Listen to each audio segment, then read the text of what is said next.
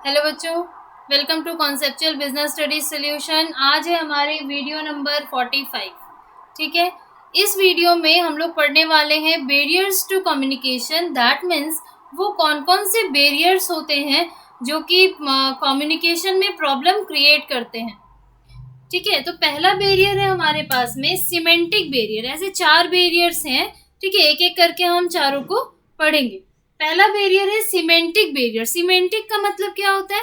इसमें ये होता है कि जो भी वर्ड सेंटेंसेस जो आप पढ़ रहे हो उसकी मीनिंग जो होती है ना बच्चों, वो आपको प्रॉब्लम क्रिएट करती है, या वो वर्ड्स या सेंटेंस आपको प्रॉब्लम क्रिएट करते हैं। आप हिंदी में एक वर्ड पढ़ते हो ना, शब्दार्थ, है ना, तो वो जो शब्दार्थ होते हैं, शब्दों के अर्थ जो होते हैं, वो यहाँ पर क्या करते हैं, प्रॉब्लम क्रिएट करते हैं। कैसे? Concern with wrong encoding and decoding of messages. अब अगर इनकोड ही हम रॉन्ग करेंगे तो डिकोडिंग भी रॉन्ग ही होगी। दैट मीन्स इनकोडिंग और डिकोडिंग जो होती है मैसेजेस की, वो जब रॉन्गली होती है तो वहां पर हम लोगों का कौन सा बैरियर काम करता है? सीमेंटिक। अब इसका कारण क्या होता है? तो जनरली 3 रीजंस होते हैं जो कि सीमेंटिक बैरियर्स के क्रिएशन का कारण होते हैं। क्या क्या है? तो होमोफोन्स, होमोनिम्स एंड होमोग्राफ्स। बोलोगे ये क्या है? तो बच्चों, ये आप जब इंग्लिश पढ़ते हो ना, तो सिनोनिम्स आपने पढ़े हैं, एंटोनिम्स पढ़े हैं, वैसे ही ये भी होते हैं, ग्रामेटिकल टर्म्स है। दैट मीन्स होमोफोन्स का मतलब वैसे वर्ड्स जो कि बोलने में एक जैसे होते हैं बट उनके मीनिंग्स अलग होते हैं और स्पेलिंग भी अलग होते हैं। ठीक है, words by, by and by, ये तीनों का बोलने में हम लोग बाय ही बोल रहे हैं। हम खरीदना बोले, किसी चीज के द्वारा बोले, या फिर टाटा करें, टाटा को भी बाय ही बोलते हैं ना। तो वो तीनों के स्पेलिंग भी अलग है, तीनों के मीनिंग भी अलग है। बट अगर हम बाय बोले तो यहाँ पर बैरियर क्रिएट होगा कि भाई किस लिए कहा जा रहा है, अगर क्लियरली नहीं बताया गया तो। होमोनिम्स, दैट मीन्स अगर हम बोले बियर, फिर एक बार बोले बियर, तो एक बार आपका नाउन साउंड करता है, एक बार वर्ब बताता है, लेकिन दोनों का स्पेलिंग अलग सेम है बट मीनिंग अलग होता है। ठीक है, दोनों, एक बियर अगर हम बोले तो बियर का 2 मीनिंग हो सकता है। दोनों मीनिंग आप जानते हो बेहतर तरीके से। नेक्स्ट आता है होमोग्राफ्स। देखो, लास्ट क्या है? ये आपको ना इतने ग्रामेटिकल टर्म्स में नहीं जाना है, ये मैंने इसलिए लिखा है ताकि आप इजीली समझ सको कि बस सिमेंटिक बैरियर्स होते क्या हैं। तो जनरली वर्ड को जब हम एक्सप्रेस गलत कर पाते हैं या समझते गलत हैं, वर्ड्स की स्पेलिंग सेम होने पर मीनिंग अलग हो जाती है, वर्ड का प्रोनाउंसिएशन सेम होता है, स्पेलिंग अलग होती है, मीनिंग अलग होती है, तो प्रॉब्लम्स क्रिएट होती हैं। अब देखो यहाँ पर सेंटेंस से कैसे आता है, the research lead to the discovery of lead. देखो, मैंने यहाँ पर LEAD 2 वर्ड्स हैं, बस दोनों का प्रोनाउंसिएशन अलग किया। एक को मैंने लीड कहा, एक को लेड कहा। दैट मीन्स रिसर्च लीड का मतलब क्या हो गया? जो रिसर्च को लीड कर रहा है, दैट मीन्स लीडर। और यहाँ पर discovery of lead, lead means क्या होता है? जनरली इसे हम पारा बोलते हैं। पारा समझते हो? शीशा। ठीक है, तो ये व्हाइट कलर का जो होता है, थर्मोमीटर में देखते होगे ना, व्हाइट कलर का जो अप डाउन होता है कुछ, तो वो होता है हमारा लेड, पारा। ठीक है, तो ये हमारा दोनों वर्ड का मीनिंग अलग हुआ बट सेम स्पेलिंग है। ठीक है, और प्रोनाउंसिएशन हम यहाँ पर अलग कर रहे हैं। तो क्या क्या रीजंस हो, क्या क्या जो तरीके होते हैं जिससे कि हम सिमेंटिक बैरियर्स को समझ सकते हैं। तो देखो, बैडली एक्सप्रेस्ड मैसेज, कोई भी मैसेज है उसे बैडली एक्सप्रेस किया गया, दैट मीन्स उसमें से कुछ वर्ड कम रखे गए या कुछ वर्ड एक्स्ट्रा ऐड कर दिए गए, मीन्स प्रॉपरली मैसेज को जो है दूसरे तक नहीं पहुंचाया गया। ये सारे पॉइंट्स आपके बुक में लिखे हुए बच्चों, लेकिन आपको ये समझना बहुत जरूरी है बिकॉज इससे आपकी केस स्टडीज कई बार आती हैं। ठीक है, symbols with different meanings, symbols या वर्ड्स हम लोग बोल सकते हैं, सिंबल्स के साथ हम यहाँ पर वर्ड्स भी बोल सकते हैं, आप लिख लेना। ठीक है, सिंबल्स या फिर वर्ड्स जिसके अलग अलग मतलब होते हैं। जैसे मान लो आपके बुक का ही एग्जांपल अगर मैं लेती हूँ कि किसी पर्सन ने अपने एम्प्लॉय को कहा, अपने नौकर को, प्यून को कहा कि जा करके टेप लेकर के। तो अब वो गया, एम्प्लॉय जो मैनेजर था उसने क्या, किस लिए टेप लाने के लिए कहा? तो उसने सेलो टेप को कहा जनरली। ठीक है, कुछ भी रैप करने के लिए उसे पेस्ट करना था तो उसने सेलो टेप को मंगाया। बट वो क्या सोचा कि मुझे टेप रिकॉर्डर तो नहीं लेके जाना है। तो अब यहाँ पर देखो, टेप उसने सिर्फ कहा बट एक्सप्रेशन सही नहीं था, वो सही से एक्सप्रेस नहीं कर पाया कि किस तरीके का टेप वो बोल रहा है। तो सिंबल्स या वर्ड्स जो हो गए उसके अलग अलग मतलब के कारण यहाँ पर वो बैरियर के रूप में आया। फॉल्टी ट्रांसलेशन, कहा कुछ और जाए और समझा कुछ और जाए, तो वो होता है फॉल्टी ट्रांसलेशन। आप कहना कुछ और चाह रहे हो, आपने कहा कि जैसे मैंने कहा कि मान लो या छोड़ो, सिंपल मीनिंग लेते हैं अगर हम लोग फॉल्टी ट्रांसलेशन में, कि अगर हम एक वर्ड लाइन लेते हैं, ठीक है, एक सेंटेंस को लेते हैं, जैसे कि मान लो टॉप लेवल ने कुछ अपनी पॉलिसीज बनाई है, ठीक है, और उसने टर्म्स में लिख करके दिया मिडिल लेवल के लिए, ठीक है, मिडिल लेवल के लिए लिखा कि आपको इन पॉलिसीज को, इन रूल्स रेगुलेशंस को अप्लाई करना है किस पर, सुपीरियर्स पर, और उनसे सारे काम करवाने हैं।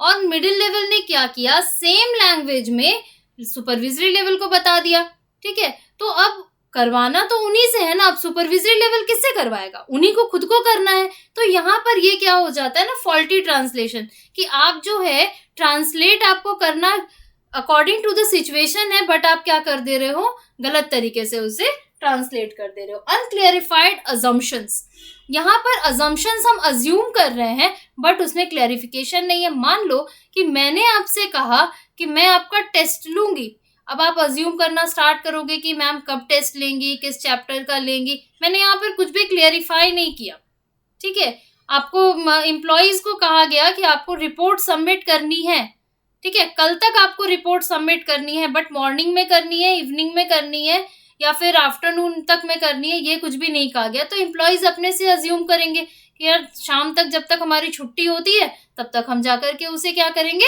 सबमिट कर देंगे। तो ये क्या होता है, अनक्लियरिफाइड अजम्पशन जो होता है वो भी सिमेंटिक बैरियर होता है। टेक्निकल जर्गन, देखो टेक्निकल जर्गन क्या होता है ना बच्चों, कि कुछ टेक्निकल टर्म्स, ठीक है, टेक्निकल टर्म्स ऐसे होते हैं जो कि केवल उस फील्ड के लोगों को ही पता होता है। जैसे मान लो साइंटिस्ट अगर कुछ नाम यूज कर रहे हैं, डॉक्टर्स यूज कर रहे हैं, लॉयर्स यूज कर रहे हैं, ठीक है, तो वो अलग अलग डिफरेंट नाम जो यूज करते हैं, तो उनका मतलब जो होता है ना, नॉर्मल मीनिंग में कुछ और होता है, बट वो टेक्निकल टर्म्स केवल उन्हीं को पता होता है। जैसे मान लो कि अगर मैं एक एग्जाम्पल आपको बताऊं, कोकोज न्यूसीफेरा, ठीक है, तो बोलोगे कि मैम ये आपने क्या बता दिया। अब मैं बोलूं कोकोनट, तो आप बोलोगे कि कोकोनट तो हम सब जानते हैं ना, लेकिन मैं बोलूं कोकोज न्यूसीफेरा, तो आप उसे नहीं जानते, क्योंकि ये एक साइंटिफिक टर्म है।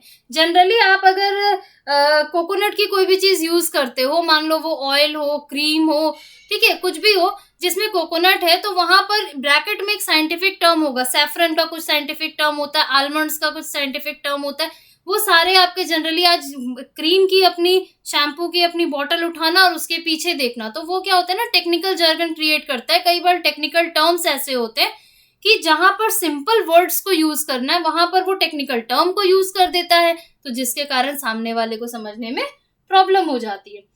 Body language and gestures decoding, body language के अकॉर्डिंगली गेस्चर जो होता है, बॉडी लैंग्वेज या फिर गेस्चर के अकॉर्डिंगली डिकोड करना, वो हम कह सकते हैं।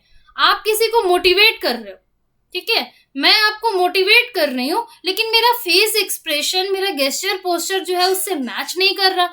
अगर मैं मोटिवेट करूंगी तो क्या मेरे साथ पास में खुशी होनी चाहिए, आपको मोटिवेट करने के लिए मैं बोलूँ कि नहीं आप जो है एग्जाम में 100 मार्क्स ला सकते हो, तो वो फेस एक्सप्रेशन दिखना चाहिए कि हाँ आप कर सकते हो, मुझे आप में वो उत्साह भरना है। लेकिन मैं बोलूँ हाँ आप ना 100 मार्क्स ला सकते हो, ले आना, ऐसे बोलूँ, आपको क्या लगेगा कि नहीं यार हम तो नहीं ला सकते, मैम तो यूं ही बोल रही है। दैट मीन्स मैं आपको मोटिवेट करना चाह रही हूँ, बट हमारा गेस्चर पोस्चर उससे मैच नहीं करता, तो ये भी हमारा सिमेंटिक बैरियर में आता है।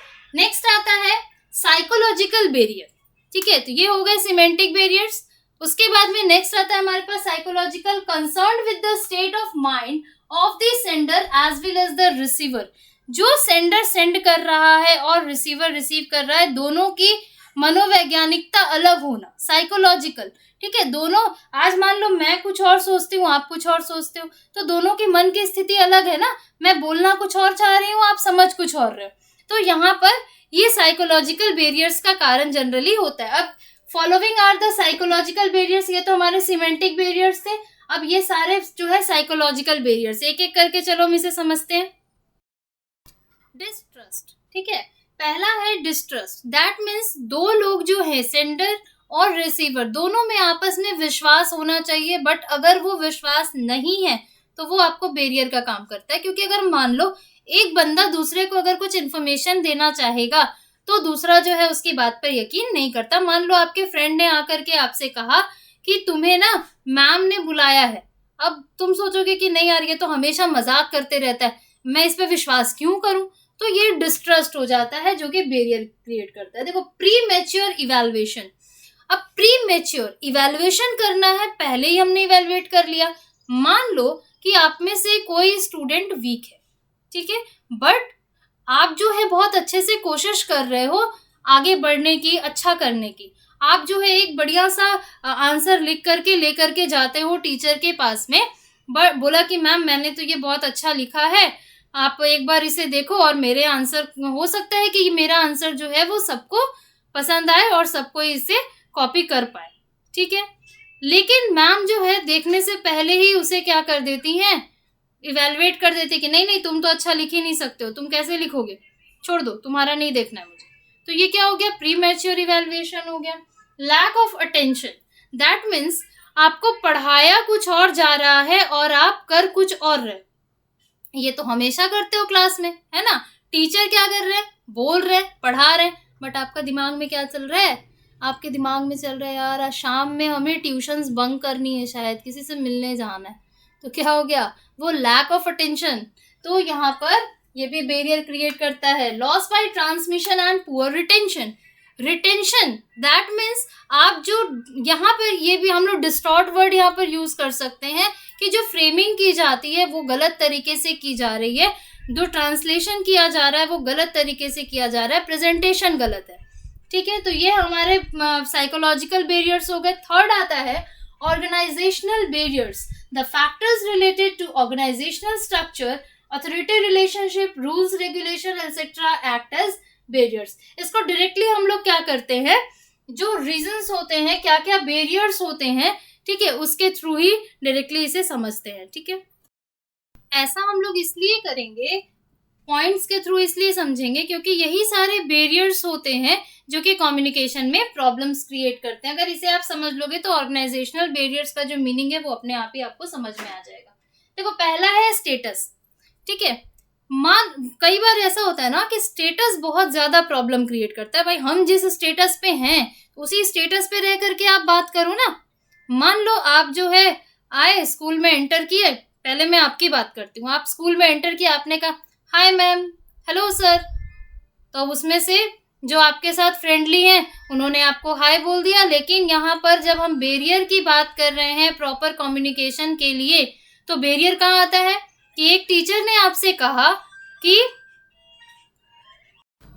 मैं आपका टीचर हूँ, आपको जो है हाय हेलो नहीं करना है, मुझे प्रॉपरली विश करो, ठीक है, प्रॉपरली ग्रीट करो, गुड मॉर्निंग, गुड आफ्टरनून, जो भी है। तो वहां पर क्या हुआ, स्टेटस प्रॉब्लम किया। वैसे ही आपके बिजनेस में होता है, ठीक है, कि अगर कोई हायर लेवल पर है, आप उससे फ्रैंकली बात करना चाह रहे हो तो वो उसे एक्सेप्ट नहीं कर पाते। ऑर्गेनाइजेशनल पॉलिसीज, ऑर्गेनाइजेशन की पॉलिसी मान लो ऐसी है कि टॉप लेवल जो होगा वो ही केवल रूल्स रेगुलेशन बनाएगा। तो वहां पर क्या हुआ कि सुपरविजरी लेवल ने या मिडिल लेवल ने कुछ सजेशन देना चाहा तो वहां उस टॉप लेवल ने एक्सेप्ट नहीं किया। मान लो कि आप स्टूडेंट हो, आप आए मेरे पास में, आपने कहा कि मैम मुझे पता है कि कैसे ना जो है वीक स्टूडेंट को आप आगे बढ़ाने की कोशिश कर रहे हो ना, तो उसमें कुछ और पॉइंट्स मैं ऐड कर सकता हूँ जिससे इजी तरीके से वो पढ़ सकते। तो मैंने आपको क्या कहा, टीचर आप हो कि मैं, है ना, ऐसा करके मैंने आपको भगा दिया। नेक्स्ट आता है रूल्स एंड रेगुलेशंस। जो रूल्स एंड रेगुलेशंस होते हैं वो इतने टफ बना दिए जाते हैं कि वो जो होते हैं बैरियर्स का कारण बनते हैं। ऑर्गेनाइजेशनल फैसिलिटीज, ऑर्गेनाइजेशन को बहुत सारी ऐसी फैसिलिटीज होती हैं जो कि प्रोवाइड करनी चाहिए, जैसे कि टाइम टाइम पर गेट टुगेदर करना, प्रमोशंस करना एम्प्लॉयज का। अगर वो ये नहीं करता है तो फिर ऑर्गेनाइजेशन के लिए वो प्रॉब्लम बनता है। Complexity in organisational structure, organisation का स्ट्रक्चर सिंपल होना चाहिए। अगर वो स्ट्रक्चर बहुत ज्यादा कॉम्प्लेक्स होता है एक एम्प्लॉय को बहुत सारे लेवल से होकर के गुजरना पड़ रहा है, तो वो भी आपका बैरियर का कारण बनता है। लास्ट आता है personal barrier. The personal factors of both sender and receiver में exert influence on effective communication. C means communication. देखो यहाँ पर इफेक्टिव कम्युनिकेशन में पर्सनल बैरियर्स कैसे काम कर रहा है, ये भी हम लोग पॉइंट्स के थ्रू ही डायरेक्टली समझते हैं, तो यहाँ आपको क्लियरिटी आ जाएगी। लैक ऑफ प्रॉपर इंसेंटिव, काम करवा रहे हो बट उसे इंसेंटिव प्रॉपरली नहीं दे रहे, तो वो बैरियर है। Next, unwillingness to communicate. Unwillingness, इच्छा। तो इच्छा जब हम लोग यहाँ बोल रहे हैं तो विलिंगनेस का मतलब इच्छा हो गया, ठीक है। लेकिन यहाँ पर हम लोग अनविलिंगनेस बोल रहे हैं, दैट मीन्स इच्छा का नहीं होना टू कम्युनिकेट, बातचीत करने के लिए इच्छा नहीं होना। मान लो कि सुपीरियर जो है वो अपने सबॉर्डिनेट से कुछ कहना चाह रहे हैं, कुछ सजेशन लेना चाह रहे हैं कि भाई हमारे पास बहुत सारा काम पड़ा हुआ है, हम कैसे पूरा करें, ठीक है। मान लो मैं आपसे बोल रही हूँ कि आपके तो बहुत सारे चैप्टर्स लर्न करने आपको बाकी हैं, रिविजन होने बाकी हैं, तो आपसे मैं कैसे चैप्टर्स को पूरा कराऊं। तो आप सोच रहे अगर मैं चैप्टर को पूरा करवाने के लिए मैम बोलती हैं तो हमें क्या करना पड़ेगा, टेस्ट देने पड़ेंगे, लर्न करना पड़ेगा, और उसके लिए हमें क्या है, पबजी से सैक्रिफाइस करना पड़ेगा, है ना। तो यहाँ पर क्या हुआ, अनविलिंगनेस टू कम्युनिकेट, वो बातचीत करने के मूड में ही नहीं है और हम जबरदस्ती उससे बातचीत करना चाह रहे हैं, तो वो बैरियर क्रिएट करता है। Fear of challenge to authority.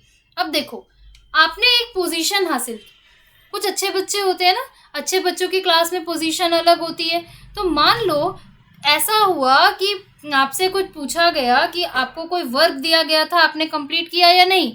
अब आप सोच रहे हो कि अगर मैं ना बोलता हूँ या बोलती हूँ तो मेरी इमेज डाउन हो जाएगी, कह रहे आप तो बहुत अच्छे स्टूडेंट हो, फिर आपने क्यों नहीं काम कंप्लीट किया। तो यहाँ पर वो भी पर्सनल बैरियर का कारण होता है कि fear of challenge to authority. जो अथॉरिटी होती है अगर उसने आपको कुछ काम दिया है ट्रस्ट करके, और आप जो है वहाँ के एक अच्छे एम्प्लॉय हो और आप उसे अगर ना करते हो तो आपकी इमेज जो है वो डाउन हो जाएगी। Lack of confidence of superior on his subordinates. यहाँ पर कॉन्फिडेंस का कम होना। मान लो कि पहले आपसे शुरू करती हूँ फिर मैं एम्प्लॉयज पे जाती हूँ, इसलिए ध्यान देना आप लोग हर एक बात को।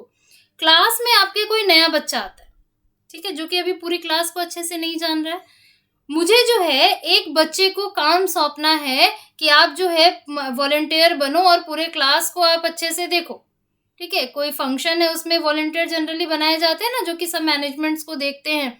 तो यहाँ पर क्या करना है, मैं आपकी क्लास की जिम्मेदारी देना चाह रही हूँ कि भाई अपने क्लास को ही आप देख लो खाली। तो उस नए बच्चे ने खड़े होकर कहा कि मैम मैं ये काम करने को तैयार हूँ। तो मैंने कहा कि देखो अब मैं कैसे आपको काम करने के लिए बोलूँ, आप तो नए हो, कैसे कर पाओगे, नहीं कर पाओगे, मैं जानती भी नहीं हूँ अच्छे से, आप क्लास को हैंडल कर पाओगे कि नहीं, क्योंकि आप फ्रेंड्स लोग को जान नहीं रहे हो, कौन बदमाश है कौन अच्छा है, कैसे काम करना है, बट आपका कॉन्फिडेंस है कि मैं कर लूँगा। इसी तरह से बिजनेस में क्या होता है कि अगर कोई न्यू एम्प्लॉय आया है, वो जो है अपने कुछ सजेशंस देना चाहता है या फिर कुछ बड़ी डीलिंग के बारे में बताना चाहता है, बट क्या होता है उसके सुपीरियर उस पर ट्रस्ट नहीं कर पाते, कॉन्फिडेंस नहीं दिखा पाते हैं क्योंकि वो नया होता है, ठीक है। तो ये सारे बैरियर्स हो गए। अब हमारे पास में क्वेश्चन ये राइज होता है कि इन बैरियर्स से ओवरकम कैसे करेंगे, तो फटाफट चलो वो भी पढ़ लेते हैं। तो ये कुछ वेज हैं आपके सामने, अब इसको फटाफट हम लोग समझ लेते हैं। देखो पहला है clarify the ideas before communication. Communication से पहले आइडियाज की क्लैरिटी होनी चाहिए, ठीक है। जो भी आइडियाज आप देने वाले हो उसकी क्लैरिटी आपके माइंड में पहले से होनी चाहिए। Communicate according to the needs of the receiver. Receiver की नीड्स, दैट मीन्स वो कितना एजुकेटेड है, उसकी क्वालिफिकेशन क्या है, उसके अकॉर्डिंगली आपको कम्युनिकेट करना है। Consult others before communicating. दूसरे से बात करने से पहले आपको क्या कर लेना है, कंसल्ट कर लेना है, ताकि क्या हो सके, वो जो है तैयार हो सके कम्युनिकेशन करने के लिए। ऐसा नहीं हो कि वो विलिंग ही नहीं है और वो तैयार ही नहीं है और क्या कर रहे हो आप, कम्युनिकेशन कर रहे हो। Be aware of language, tone and content of message. आपको अपनी लैंग्वेज, टोन, मैसेज का कंटेंट, इन सभी को लेकर के बहुत ज़्यादा अवेयर होने की ज़रूरत है। पता चला आप बोलना कुछ और चाह रहे हो और आपके बोली के साथ में आपका गेस्चर पोस्चर मैच ही नहीं कर रहा। Convey helpful and valuable things, वो सारे काम करने चाहिए जिससे कि सामने वाले को समझने में आसानी हो, ठीक है। तो वैल्यूएबल थिंग्स हमको करनी चाहिए, वो सारी हेल्पफुल थिंग्स करनी चाहिए। साथ ही साथ इंश्योर प्रॉपर फीडबैक, जो भी आप काम कर रहे हो टाइम टू टाइम आपको अपने सबऑर्डिनेट से फीडबैक लेना जरूरी हो जाता है। Communicate for present as well as future, केवल जो आप काम कर रहे हो वो प्रेजेंट के लिए नहीं बनने चाहिए बल्कि वो फ्यूचर को सोच करके किए जाने चाहिए। Follow up communications and be a good listener, जो आप कर रहे हो कम्युनिकेशन, यहाँ पर फॉलो अप कम्युनिकेशंस, ठीक है, और बी अ गुड लिसनर, ये दोनों का मतलब होता है गुड लिसनर में तो आप समझ रहे हो कि आपको एक अच्छा लिसनर होना चाहिए ताकि सामने वाला सेंडर जो कहना चाह रहा है वो आप अच्छे से सुन सको और प्रॉपर वे में उसके मतलब को समझ सको। लेकिन यहाँ जो कम्युनिकेशंस है, कम्युनिकेशंस को फॉलो करने का मतलब कहा जा रहा है कि इफेक्टिव और एफिशिएंटली जो प्लान्स बन रहे हैं उसको इम्प्लीमेंट करवाने के लिए सबऑर्डिनेट से टाइम टू टाइम सजेशंस आने चाहिए। ये कहीं ना कहीं जो है आपका फीडबैक से मिलता जुलता है, बट फीडबैक में क्या होता है ना कि दूसरे के थ्रू हमारा फीडबैक जो है, मान लो कि सबऑर्डिनेट है, तो सबऑर्डिनेट में जो उनके हायर लेवल पे काम कर रहे हैं उनसे भी हम फीडबैक ले सकते हैं, ठीक है। और यहाँ पर जो कम्युनिकेशंस कहा जा रहा है, तो जो प्लान्स, जो पॉलिसीज आप इम्प्लीमेंट करवाना चाहते हो वो इफेक्टिवली और एफिशिएंटली इम्प्लीमेंट हो, तो उसके लिए आपको क्या करना होता है कि जो अपने सबऑर्डिनेट से उन्हीं से प्रॉपर आपको क्या करना पड़ता है, कम्युनिकेट करना पड़ता है। यहाँ पर कम्युनिकेट इसलिए कहा जा रहा है क्योंकि काम हमारा जो है वो एफिशिएंटली हो सके। काम वो कर रहे हैं, सबऑर्डिनेट्स कर रहे हैं, तो उनको पूरी तरह से अच्छे से पता है कि कैसे वो काम को करेंगे, किस प्रकार से इम्प्लीमेंट करेंगे ताकि हमारा जो है कम कॉस्ट में काम ज़्यादा अच्छे से हो सके। तो ये थे हमारे बच्चों कुछ बैरियर्स, और साथ ही साथ हम लोग उस बैरियर्स से कैसे ओवरकम हो सकते हैं या फिर कैसे उसे इम्प्रूव कर सकते हैं, ठीक है। तो यहाँ पर ये सारे बात हमने पढ़ ली है। अब नेक्स्ट क्लास में हम मिलेंगे हमारे नेक्स्ट और पार्ट ए के लास्ट चैप्टर के साथ, जो कि है कंट्रोलिंग। तब तक के लिए अगर पूरे वीडियो में अगर कोई भी प्रॉब्लम हुई हो, पूरे चैप्टर में कोई प्रॉब्लम हुई हो, then you comment on the comment box. And तब तक के लिए लाइक करिए, शेयर करिए एंड सब्सक्राइब करिए। तब तक के लिए bye bye, have a nice day.